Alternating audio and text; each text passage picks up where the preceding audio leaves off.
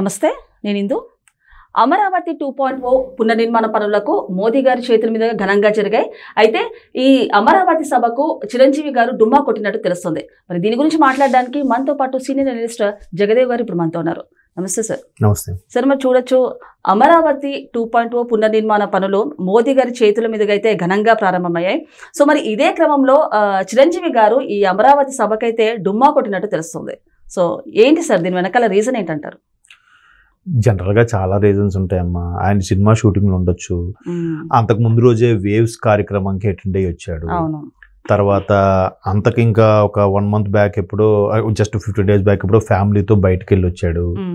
ఇట్లా ఇప్పుడు personal life కూడా ఉంటుంది. ఎందుకంటే అది కాక పెద్ద పెద్ద వాళ్ళు, అదే చిన్న చిన్న సినిమా వాళ్ళు, సార్ మీరు వస్తే మీ చేతుల మీద ఓపెన్ చేయండి అంటే ఆడియో ఫంక్షన్కి వెళ్తాడు.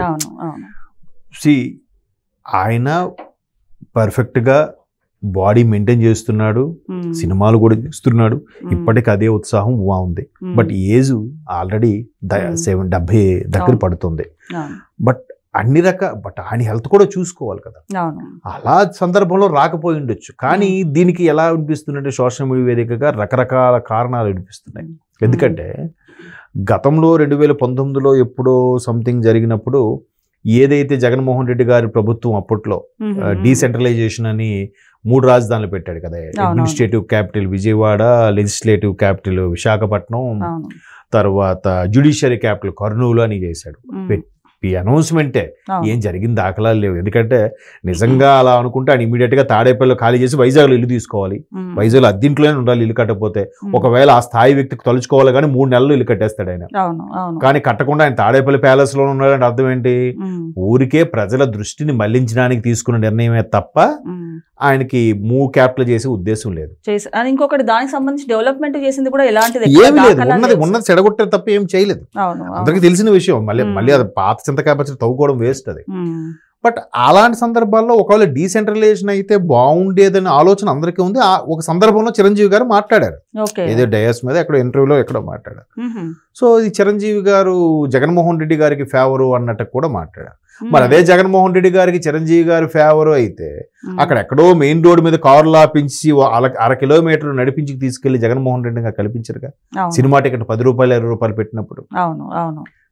మరి అంతా జగన్మోహన్ రెడ్డి గారికి చిరంజీవి గారి ఫేవర్, చిరంజీవి గారికి జగన్మోహన్ రెడ్డి గారి ఫేవర్ అయితే ఆ టైంలో చాలా మంది అగ్ర హీరోలు, మహేష్ బాబు గారు, ప్రభాస్ గారు కావచ్చు, రాజమౌళి గారు, వీళ్ళందరూ వెళ్ళారు కదమ్మా. వెళ్ళి ముఖ్యమంత్రి గారితో మాట్లాడామన్నట్టుగా ప్రెస్ మీట్ పెట్టి చెప్పారు. తర్వాత కేవలం పవన్ కళ్యాణ్ గారిని దృష్టిలో పెట్టుకొని సినిమా ఇండస్ట్రీ మొత్తం చాలా చీప్ గా చూశారు, టార్గెట్ చేశారు. చేత పవన్ కళ్యాణ్ సినిమాని ఆడనివ్వకుండా చెయ్యి, మిగతా వాళ్ళందరికీ ఇబ్బంది పెట్టడం ఏంటి? అది ఇంకా మరి చాలా క్రూరత్వంలోంచి వచ్చిన పనులు అవన్నీ పక్కన పెడితే. సో అలా మాట్లాడారు కాబట్టి జగన్మోహన్ రెడ్డి గారు టీము సోషల్ మీడియాలో ఈ చిరంజీవి గారు ఎప్పుడు అనే దాన్ని బాగా వైరల్ చేయడం చేసి, అందుకే ఈయన వెళ్ళలేదేమో, భయపెట్టారు జగన్మోహన్ రెడ్డి గారికి, చిరంజీవి గారు భయపడ్డారు, లేదా జగన్మోహన్ రెడ్డి గారి ప్రేమతో ఎక్కడ దీనికి వెళ్ళలేదంటే మరి ప్రమాణ స్వీకారంకి వెళ్ళాడుగా. నిన్న మరి వేవ్స్ ఫంక్షన్ లో చూశాడుగా. అంతకుముందు ఢిల్లీలో పద్మ విభూషణ్కి వచ్చినప్పుడు వెళ్ళి మళ్ళీ కలిశాడుగా. ఇన్నిసార్లు కలుస్తున్న మోడీ గారికి స్టేజ్ మీద ప్రమాణ స్వీకారం అప్పుడు పవన్ కళ్యాణ్ గారిని చేయి పట్టుకుని మోడీ గారు చిరంజీవి గారి దగ్గరికి వెళ్ళి 2 చేతులు పైకి ఎత్తాడుగా.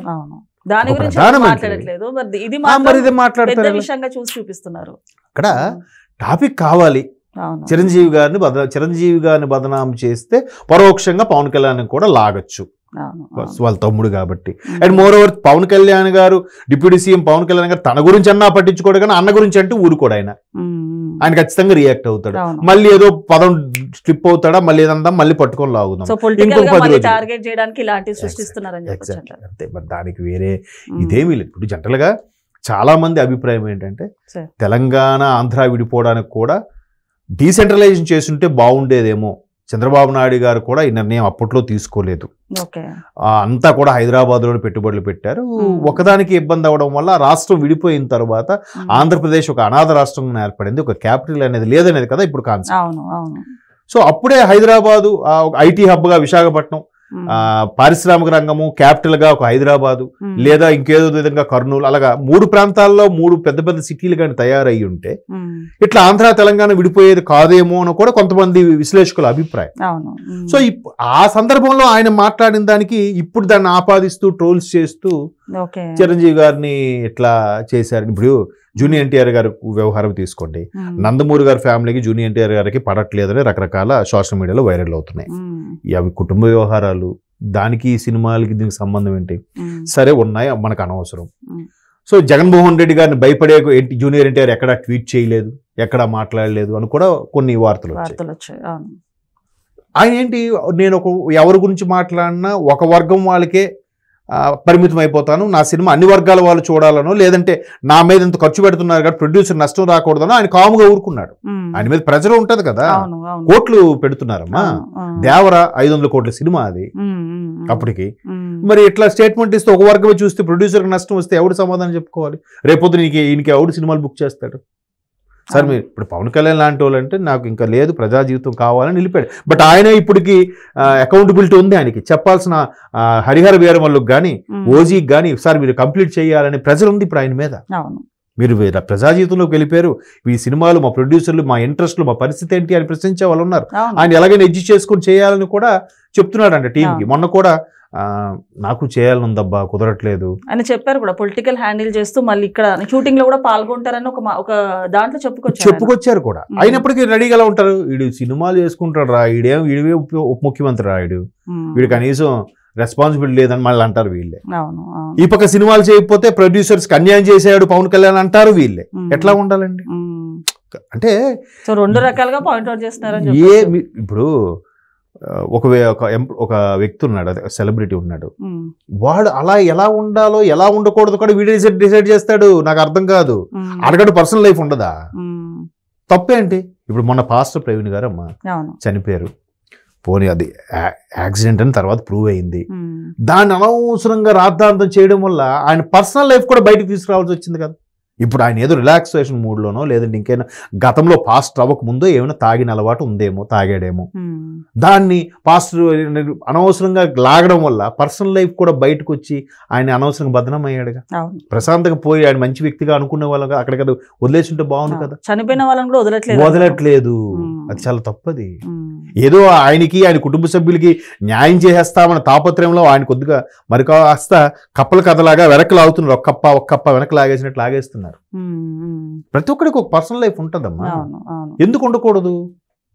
ఆయన మనిషే కదా. ఇప్పుడు ఎవరైతే కామెంట్ చేస్తున్నారో ఎవరైతే మాట్లాడుతున్నారో వాళ్ళకు కూడా ఒక పర్సనల్ లైఫ్ ఉండే ఉంటుంది. ఎగ్జాక్ట్లీ. ఇప్పుడు నేను అదే అంటాను, మీరు నేనింతే సినిమాలో ముమైత్ ఖాన్ సినిమాలో హీరోయిన్ గా యాక్ట్ చేస్తారు. ఆ సినిమాలో ఆవిడ హీరోయిన్, హీరో సుబ్బరాజు. నేనింతే సినిమా ఇది ఒక అసిస్టెంట్ డైరెక్టర్, ఎవరు రవితేజ గారు. ఆ సినిమా కాన్సెప్ట్ అది. అక్కడ వాళ్ళిద్దరికి లవ్ అఫేర్ ఏదంటే ఏదో తెగిపోతే ఆవిడ సూసైడ్ అటెంప్ట్ చేస్తుంది. వెంటనే మీడియా వాళ్ళు నానా రకాలుగా వస్తే బయటకు వచ్చి ఆవిడ తాగింది కక్కిన తర్వాత బయటకు వచ్చి చెప్తుంది, మా మీద ఎందుకు ఎంత ఇదిగా చేస్తారు, అసలు మా మీద మీరు బతుకుతున్నారు, మా మీద గాసిప్స్ అవి ఇవి రాస్తారు, మేమే లేకపోతే మీకు ఫీడ్ ఎలాగా, మీకు ఫుడ్ ఎలాగా అని అడుగుతుంది ఆమె. అంటే సోకాళ్ళుగా ఎక్స్ట్రాగా ఓవర్ యాక్షన్ గా చేసి రాసేవాడు ఎవడైతే వైరల్ అయిపోవాలి, నేను చేసింది అందరూ మాట్లాడుకోవాలనుకున్నాడు ఎవడైతే ఉంటాడో వాడికి పర్సనల్ లైఫ్ ఉండదా అమ్మా? ఒక్కసారి ఆలోచిస్తే ఎలా ఉంటుంది? సో అట్లాంటి పర్సనల్ లైఫ్ ఉన్న బొంగుల మా ఎవడలేరా, మనకు పైసలు వస్తున్నాయి లేదా అనుకున్న కూడా ఉంటాడు. ఇప్పుడు కొరటాల శివ గారిది ఒక డైలాగ్ ఉంటుంది, మనం ఏదైనా చేసి అన్యాయంగా సంపాదిస్తే ఆ కొనుక్కున్న బియ్యం మీకు మంచిది కాదు సార్, అరగదు సార్ మీకు అని అంటాడు ఎక్కడో ఏదో సినిమాలో డైలాగ్. అలాగా ఇట్లాగా చేసి ఇప్పుడు ఎవరు నాన్ వెజ్ అదే చెప్తున్నాడు కదా, మీరు బెట్టింగ్లు చేసి సంపాదించినది మీకు అరగదు, మీకు మంచిది కాదు, ఆ ఉసురు తగులుతుందా అంటున్నాడు ఆయన. ఆయన నాగార్జున గారి నుంచి కింద స్థాయి నిన్న మొన్న వచ్చిన జూజూబిగాళ్ళు కూడా టార్గెట్ చేస్తే నాగార్జున గారినే టార్గెట్ చేశాడమ్మా ఆయన. ఇంక సోహేల్ ఇమ్రాన్ ఒక లెక్క ఆయనకి, వీళ్ళందరూ ఆ దీప్తి సోనయ్య వీళ్ళందరూ డైరెక్ట్ గా చెప్తున్నాడు ఆయన. అంటే ప్రత్యక్షంగానే పరోక్షంగా ఇంపాక్ట్ పడుతుంది కదా, ఆయన చెప్పిన దాంట్లో వాస్తవం ఉందా లేదా? సో అట్లాగా ఏదైతే చిరంజీవి గారు జగన్మోహన్ రెడ్డి భయపడ్డారు అంటే ఇది రకమైన ఏదో కొత్తగా ఆలోచించి చేస్తాం అనుకుంటారు, కానీ వాళ్ళు అనవసరంగా మనసు బాధపడితే మంచిది కాదు. ఇప్పుడు మోహన్ బాబు గారి ఫ్యామిలీని కూడా టార్గెట్ చేస్తుంటారు, ఎందుకు అలాగా? ఆయన ఎంత బాధపడతాడు? ఆయనకి ఇప్పుడు మొన్న ఎవడో ఒక జర్నలిస్ట్ మీద తిరిగి కొట్టాడు, అరే మర్యాద మీరు లోపలికి వెళ్ళి వస్తారా, బయటికి పొండ్రా అంటే ఇంకా పెద్ద నేనేదో ఫీడ్ తెచ్చేసానో నేనేదో మైక్ పెట్టేశానో గొప్పకి ఇటు దూరితే కోపం రాదా? పర్సనల్ లైఫ్లోకి వెళ్తే కొట్టాడు, దానికి ఇంకేదో ఆడు మెదడే కదిలిపోయింది అన్నట్టు మాట్లాడారు. హాస్పిటల్ అడ్మిట్ అయ్యారని కూడా చెప్పారు. ఎంత ఇరిటేట్ చేయకపోతే అంత గట్టిగా ఫోర్స్గా అయ్యాడు. నీ ఒక్కడికి ఎందుకు తగిలింది? పోనీ రౌడీలు పెట్టి అందరిని అటాక్ చేయించాడు అనుకుందాం, అలా కాలేదు కదా. నీ ఒక్కడికి ఎందుకు అటాక్ అయ్యింది? ఎవరిది తప్పు అంటే ఏం చెప్తాం? గుడ్డు ముందా పిల్ల ముందా అన్నట్టుగా ఎవరిది తప్పు? ఆఖరికి ఆయన సారీ చెప్పాడు. అంటే ఇవన్నీ ఎక్స్ట్రీమ్ వెళ్ళిపోతున్నాయి. ఇప్పుడు అది కూడా ఈ జగన్మోహన్ రెడ్డి గారిది చిరంజీవి గారి వ్యవహారం కూడా అదే. చిరంజీవి గారు నరేంద్ర మోడీ గారు మొన్న కూడా ఏదో సెలబ్రిటీ వ్యవహారం వస్తే అందులో లిస్టులో చిరంజీవి గారి పేరు కూడా ఉంది, రజనీకాంత్ గారి పేరుతో చిరంజీవి గారి పేరు కూడా ఉంది. కొంతమంది భారతదేశ సెలబ్రిటీలను పిక్ చేసుకొని వాళ్ళ ద్వారా భారతదేశ సంస్కృతిని ఒక అంబాసిడర్గా తీసుకెళ్లాలని మోదీ గారు కొన్ని పేర్లు సెలెక్ట్ చేశారంట. అందులో చిరంజీవి గారి పేరు ఒకటి ఉంది, రజనీకాంత్ గారి పేరు ఉంది, అక్షయ్ కుమార్ పేరు ఉంది. చెప్తున్నా వాళ్ళకి చిరంజీవి గారు రజనీకాంత్ గారు అంత ఎక్స్పీరియన్స్ కాకపోవచ్చు, అక్షయ్ కుమార్ అంత పాతోడేం కాదు కదా, బట్ ఆయన పేరు కూడా ఉంది.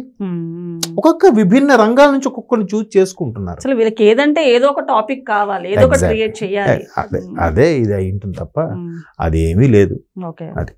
ఓకే సార్, నమస్తే. Thank you.